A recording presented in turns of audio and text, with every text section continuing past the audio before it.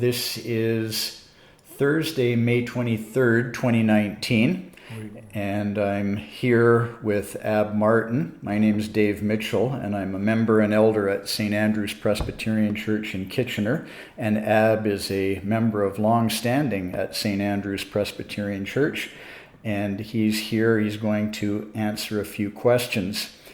Ab, I'll start out with this one. When is your birthday? My birthday is December the 21st, 1935. And where were you born? I was born on the Route 1 Elmira on a farm about half a mile outside of the town of Elmira. And you lived there in your early years, obviously. And how many schools did you attend? I attended two schools, Elmira Public School and Elmira High School. That's the only schools I attended all my career. And the public school, was that K-8 school? Yes. And then the high school, did you go to grade 12 or past grade 12? No, I only had 2 years in grade 10. Okay. That's all I had. All right. And my parents put me out to work. I see, okay. And were there any special teachers that you remember from those times? Well, a couple teachers for sure. My principal was Merv Duke, who was a teacher at the public school, and he also taught in the high school. But he also taught me for 8 years, winning 8 championships, all-entire hockey championships. And he taught us by fear rather than for what he knew, I think. And then my next door neighbor was my grade 1 teacher when I moved into town. And I appreciated her the rest of my time at school because I went over and she always made speeches, even as an adult. She would correct my grammar. Oh, I see. So you're the gentleman you mentioned first. He was both a teacher and a hockey coach. Yes, is that right? That's correct. And I know you're a hockey player and have been for most of your life, and of note, not just a regular pickup hockey guy like myself, but somebody who really made an impression in that sport. So, at what age did you start learning to play hockey? I started playing hockey at age 4. At age 4. Age 4. And was it in an arena or was it just pond hockey or? I was the 4th Mennonite family living in Elmira. There was a chap by the name of Donnie Martin, who's the son of Eli Martin, who owned Martin's Feed Mill, and they had a house with a garden out beside it. And each winter they would level off the land and put boards up, and we'd make a rink. And the condition was you could only play if you flooded the ice and helped shovel it. I see. So at age 4, I was the youngest person in the area that started playing. So would you say most of your skill came just from repetition and playing day after day after day, or would you say that your coaching made a significant difference in your ability level? I'd have to suggest it was both cases, but also I think it was a case of also having the gift. Yes, sure. It's like anything. You sometimes have a special ability that once you give it a chance to blossom, and develop, it takes off. So you played hockey actively until what age? Till 75. Till 75. Okay, good for you. Other than hockey, were there any other special memories from your times at school? Well, as far as that school is concerned, we had a hockey team there that we won the championship pretty well every year that I played, because my brother was a good hockey player as well, and we had a number of Mennonite kids that weren't allowed to go to the arena, but we could play hockey at the school rink. And so we made a team there, and most of the times there was the Martin group, the 3 Martins on the forward line and 2 Martins on defense. Okay, good. So the main memory was of hockey and doing well as a school, the school teams. Yes, and also if you want to include another thing that I thought I excelled in was baseball, softball. Oh. Back in 1950s, there was a league which we imported Negro people into Moorfield, and they came from Detroit. And Butch Martin, of course, maybe a lot of people know him, but Butch Martin was the catcher for these people. And the team wanted someone that could run quickly and catch balls in the outfield. So at age 15, Butch asked me to come to Moorfield, and I played with the black pitchers from Detroit with Moorfield, and we played against Walkerton, Galt, Stratford, and pretty well won every game. Is that right? Unbelievable. Well, that I didn't know about. Eventually you started to work. So at what age and what was your first job? Well, when we moved into town, I was 5 years old, but every summer after about 7, 8 years old, I was sent out to the farm to work on the farm, especially when I was about 10 years old for sure. And I worked on the farm all summer and came back on Labor Day weekend into town. And when I was 15 years old, I said to my mom, I don't want to go to the farm. I have too many friends in town. I want to play baseball. And she said, well, if you can earn at another job in town and earn the same amount you can work on the farm, you can do that. And of course, keep in mind that everything I earned went back to my parents until I was age 20. It was a Mennonite custom, and every cent I earned, I gave back to my parents. Interesting. Now, you have told me that you became very proficient at arithmetic. Mathematics was a strong point of pretty well every Mennonite. Is that right? And is that something that's developed from early on, from an early age? I would have to suggest. My dad could add up 7 figures orally in his head, and I could never beat him in mathematics. Is that right? You know. So did your parents practice with you a lot? I'm interested because they taught math, as you know. So did your parents practice with you often? We played games around the kitchen table because we had no television. Yes. We had no television. We played Lost Air, and we had mathematics games that we played. Now, would these have involved cards and dice, or were they out of the picture? Mom would give us a multiplication or division question. Okay. And of course, I can never beat Dad on that. Okay. So by the time you finished grade 8, you were very proficient in calculating. I never got less than 90 in any mathematics tests, but I got a lot of them that were only 50. Okay. Not mathematics, yes. Other subjects. Yeah, other subjects. But mathematics, I always got over 90. Okay. Now, as you were growing up, you had siblings. I was the youngest of 6 children. I had 3 sisters and 2 brothers. Okay. And do you remember childhood days as being difficult? Were there any sacrifices you had to make growing up, or was life fairly straight ahead and easy? Well, one thing that I can remember that my dad had lost our farm in 1939. He lost his farm, or 37 I guess it was, but by 39 he still had the farm but had to sell it.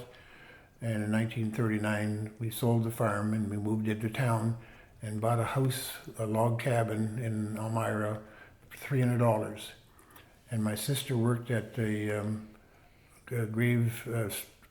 gravel pit Menno's farm for 1 whole year to pay back the debt of $300. Is that right? So I know that your sister Cindy, from what you've said, was a mentor to you. Can you tell me a little bit about your sister? Well, my sister Cindy was my oldest sister, and she was didn't get to school till grade 6, and she took grade 6 and grade 7 and part of grade 8. But at that time, my parents made her go out to work for other people to earn money because my mom and dad had lost their farm during the Depression, and so she worked for them and delivered over 30 children as part of her maid, working for other Mennonite families. And for us family, when she was 20 years of age, of course, after you're 20, you're allowed to keep your own money. Up to that point, you pay all your money home. So when she was 20, the person she was working for mentioned to her, what would you like to be in your life? And she said, I've always wanted to be a nurse. So he says, well, why don't we find out how you can? So they checked out through a chap named Roy Koch in St. Jacobs, with Toronto Business College, and she got to work for the president of the school, and she took 9, 10, 11, and 12 in 1 year. Toronto Business College, passed with honors, and worked as a maid to pay her room and board. After that, she went to Eastern Mennonite College in Harrisonburg, Virginia, graduated with a Bachelor of Science degree, and then ended up teaching nursing arts at KW Hospital after Miss Beamish. Amazing. Isn't that something? And I still remember in the late 30s and early 40s, we would have soup, potato soup, 3 or 4 days in a row. And finally, on the 4th day, Mother would add some onions to make a different taste. Okay. And was that it? Was the whole sustenance for the day potato soup? Or Potato soup would be one of our meals, yes. Is that right? Wow. Interesting. And Mother also baked coffee cakes, and I would go around the neighborhood selling them for 10, 15, 20 cents a piece. Is that right? And that's how Mother made some money. Little extra money doing that. Well, it probably developed some sales skills too. Well, possibly. Yeah, good. I remember my grandmother she didn't send me out, but I know she sent my cousins out with baskets of fruit and that type of thing to try and sell. So something similar, making dessert type things, right? And then selling those. All right. So how did you meet Anne, your spouse? Well, that's very interesting. I was at the baseball game. The Mennonites had a league, and the Amar team were playing against a Bethany missionary Mennonite. And the umpire, who I knew personally, is a chap by the name of Howard Kurtz. And he was having a problem with someone at the plate, and I was up to bat next. And out of the stands came this voice, "Leave him alone." So I said to the umpire, who I knew as a friend, and I said, "Oh, you got one friend here?" And he said, "Yes, my daughter. Would you like to meet her?" And after the game, he introduced me to her, and 2 years later, I invited her out. Oh, okay. So the fans were giving the umpire... No. The batter was... The batter was giving... but that wasn't you. No, I was on deck.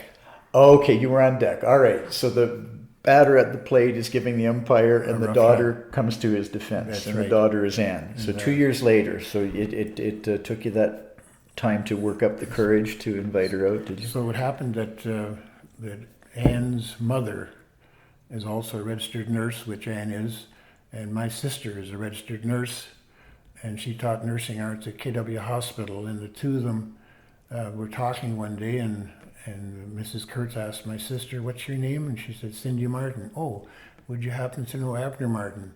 And she says, "Yes, that's my brother." "Well, you tell him that my daughter wants to go out with him." Okay.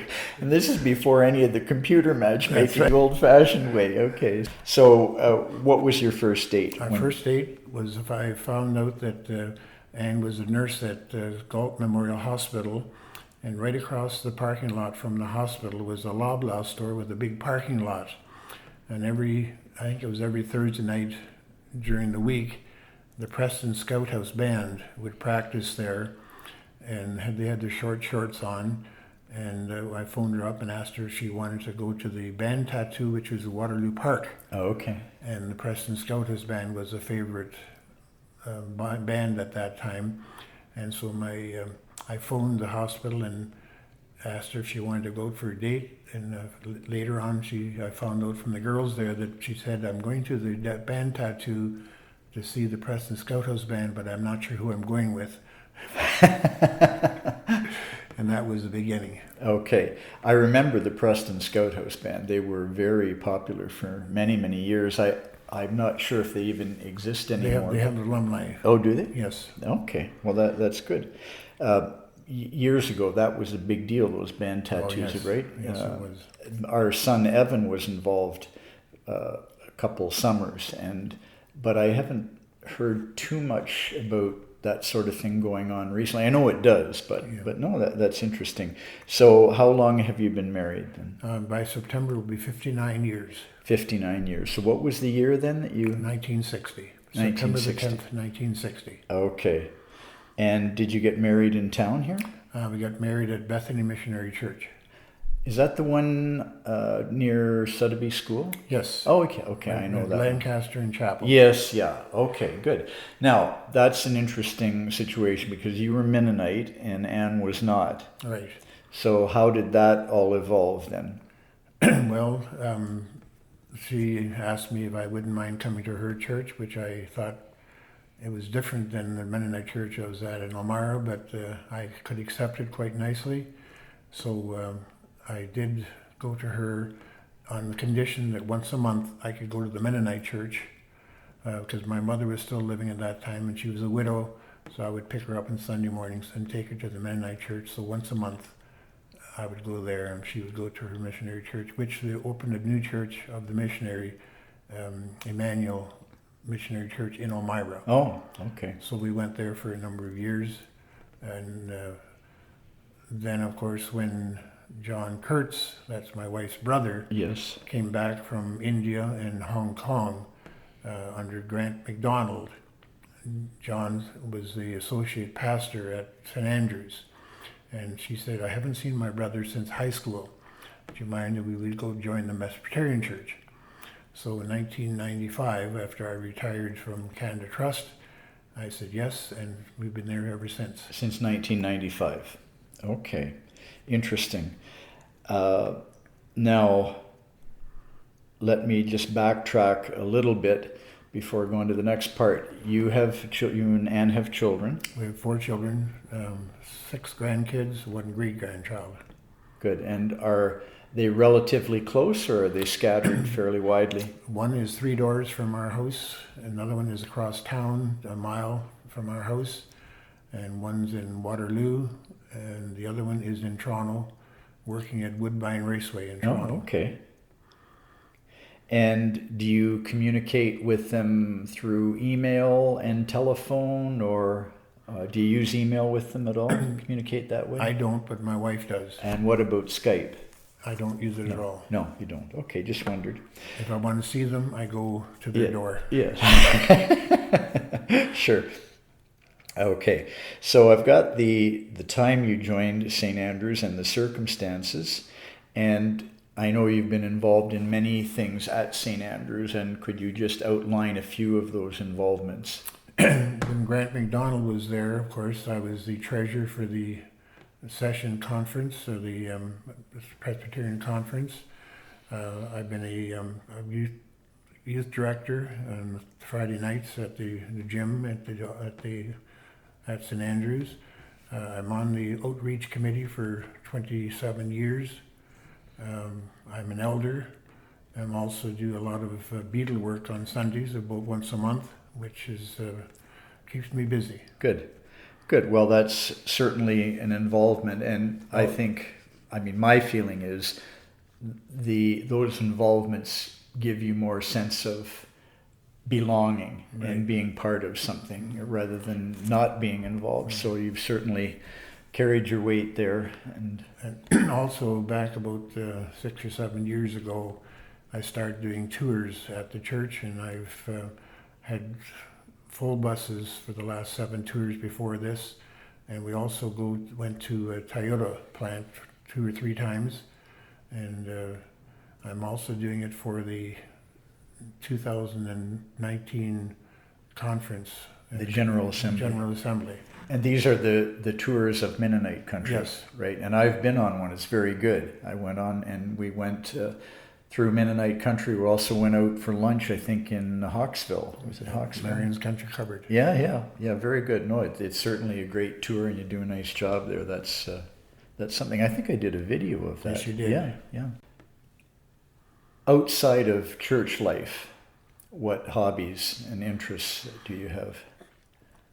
Well, I've been driving for the Cancer Society for the last 20 plus years. Every Monday I go to Toronto and I go to London, Hamilton, simply because of the fact a lot of the older people that are volunteer drivers don't like going into the big cities. So I've been doing that up until this year, and just a month ago, April the 1st, I retired from that. Oh, okay. I was the treasurer and on the executive of the Waterloo County Hall of Fame for the last 33 years. So I've been involved with that. And I'm just trying to think of what else I've been... There's something that comes to mind, the men's group that meets at Tim Hortons on Wednesday. That's your idea, right? It started this year. which we have a coffee club at the first third Wednesdays of each month, and we've had a high maximum of 15 people there, and the least is 4. Okay. So we're having a great time there talking about the church or whatever else comes up. Sure. I'm also on the outreach committee at the church, and elder, and do the beadle work there as well. I do Mennonite tours, and I'm also on a couple of committees in the town of Amara. So you're certainly not bored. No, I'm not. No, you're very, and that's a great way to be active and involved in doing different things. I think that's what people need. I should make a comment that I also am a volunteer at the golf course. I don't get paid, but I can golf free. And I come home one day and Ann says, "Hi, my name's Ann. What's yours?" Interesting. So I realized that I wasn't home very much. Can you just talk a little bit about your work in banking? Well, that was an interesting part of my life. When my mom and dad said that I could stay in town, I didn't have to go to the farm to work, I decided to go around to pretty well every factory in town to get a part-time job, and the answer was complete. I'm sorry, you have to only work part-time because you have to go back in school September, because I was only 15 years old. And I said, okay. And I have no idea, even to this day, I walked by the bank, the Dominion Bank at that time, not knowing what it was, but something was tugging at my shoulder, and I walked into the bank to ask if they had a job there that I could work at. And of course the same answer came, you're only 15, you have to go back to school. And I just went home, told my mom to phone the farmer, and that I'd be out. The phone rang and before it had happened, and the bank manager said, "What's your last day of school?" I said, "June the 18th, 1951. And he says, "I want you here in your shirt and tie, and you've got yourself a job." And I said, "Oh, what made the difference?" "Well, while you were here, the janitor was taking paste wax off the floor. And he happened to know my parents and happened to know me personally. So he says, so what you've got there is a Mennonite boy who has good background, and I think you should hire him." And he says, "I can't because he's not 16. "Well, I'm a truant officer. I'll give him a working permit." And that's how I started working at the bank at age 15. And you worked your way right up to be branch manager. Well, I was not in the Dominion Bank, but right. I went with Waterloo Trust, and Walter Bean actually hired me.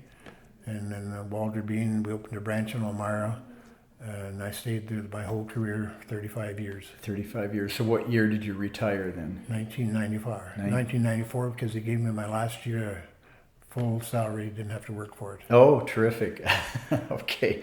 Well, that's, I know you've told me that story before, and it's quite amazing because, I mean, now one would have to have a university degree to even be let in the door, I would think. And you were doing this and were very successful. I understand that a good reason for that was you were the connection to the Mennonites who lived in the area, right?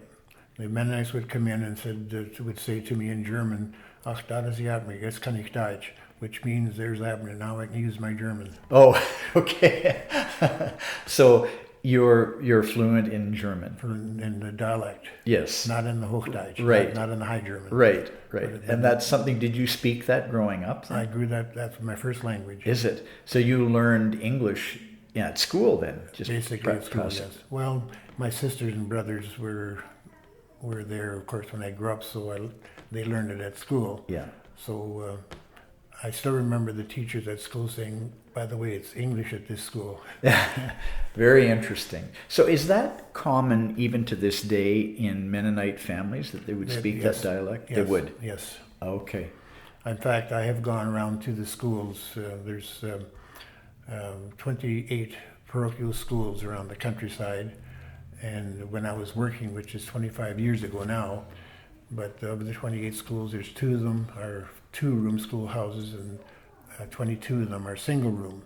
Yeah. And the kids are taught their first language is dialect at home, and when they're in kindergarten, there is no kindergarten as such, but in the kindergarten year, the kids come for a month and a half in the first week in March, and they learn English and orientate themselves to start grade 1 in September. So Interesting. they all have to learn English by the time they come to school in September, and they're not allowed to speak the dialect on the school property. Oh, interesting. Okay.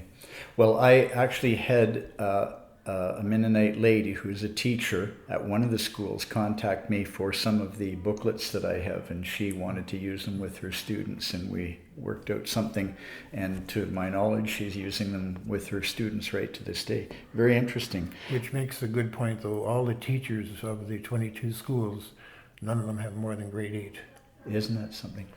You've had a very, what I would call, successful life, and a life of involvement, and a life of service, a life of faith.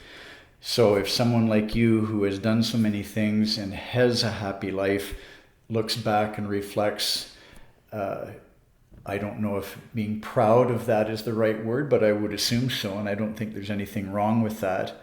How do you feel about what I've just said?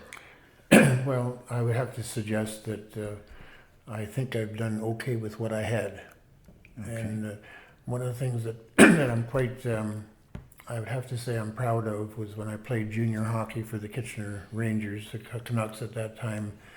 I came through that when there was all kinds of drugs and booze there available, and I came out of that unscathed. I see. I've only had one beer in my life, and that was given to me by Cherry Osborne, my boss at Canada Trust. Oh, interesting. And I drank it like pop, and he says, "No, you don't drink beer like that." Isn't that something? You had a lot of success in hockey and almost had a career as a professional. Well, yes. I don't know. I never did find out if I would have, because I was drafted at age 16 by the Barrie Flyers, and my parents wouldn't let me go. I was drafted by the Hamilton Red Wings the next year, and my parents wouldn't let me go. And the following year, I was drafted by the Toronto Marlies. And I went to Toronto because I said, "Mom and Dad, I'm going to go just for the experience." I got there, played on the line with Bobby Pulford and Bob Nevin, and Stafford Smythe called me into his office and said, "You've made the team." And I said, "Fine, but would you sign the contract?" And I says, "Well, you haven't got a contract in here that I don't play Sundays." And he said, "Well, you won't have one because we play every Sunday." Yeah. So he said that I can't give you that contract. And I said, "Well, goodbye," and I walked out. Well, isn't that something? Yeah, it reminds me of Chariots of Fire. Have you seen that movie? Yes, I have. He wouldn't race, the Olympian wouldn't race on Bannister. a Sunday, right? Yeah, Bannister, yeah. Yeah, very interesting, Ab. It's a challenge that, now that I'm where I am today, I didn't feel that it was a real downer. A lot of people say, "How'd you do it?"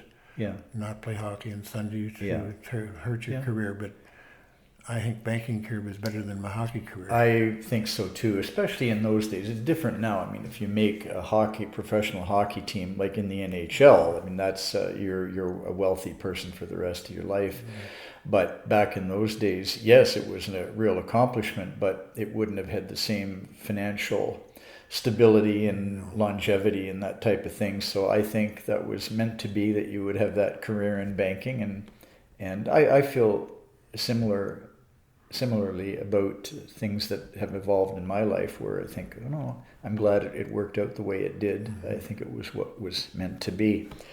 Traveling. Have you done much traveling? Yes, Ann and I have done a fair amount of traveling. I went down to Guatemala with St. Andrew's Group back in the 1998 or 2000 to Guatemala. I've been in Hong Kong. I've been to California 3 times. I've been to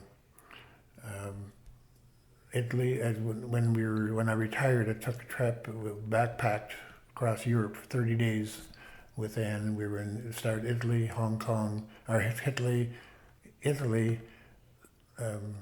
Switzerland, Liechtenstein, and we went to hear music, and I can't think of the state now. But anyways, then we ended up in Amsterdam, spent some time in Great Britain, and we traveled right across all Canada. Terrific. So we had a fair amount of traveling in our lifetime. Great. No, that's really something. Anything else of note that we should know about in this talk? that you can think of? I'm grateful that I've had the opportunity to do what I've done. I'm grateful that I've definitely believed that at the Mennonite story in St. Jacobs, they talk about the Mennonite people, but they say the Mennonites are not perfect, and I'm not perfect either. I've made mistakes, and sometimes I look back and say, well, thank goodness it didn't hurt too much, Yes. but I did make some mistakes, but hopefully in the long run, it'll turn out okay. And any advice you would give young people today, especially young people who are involved in the church, because they would be like-minded? Well, I guess if looking at my personal career, that I grew up the youngest person in the family, so my brothers and sisters took care of me, but I was a very introverted person. And I think if you want to meet people, I think it's important that you become an extrovert and be friendly. To always talk positive, never talk about the negatives. In fact, I've made it a policy for most of my life that if anybody's negative around me, they're no longer a friend. Yes. Well, I think that's a good way to look at things. And I find that I try to do that myself. Good. And I suppose for young people getting involved in church activities or some other activities that are of value helps you grow and become a little more extroverted, right? It's not so much wrapped up in... It just helps you reach out and meet people, and therefore you have more opportunities and get enjoyment out of your life.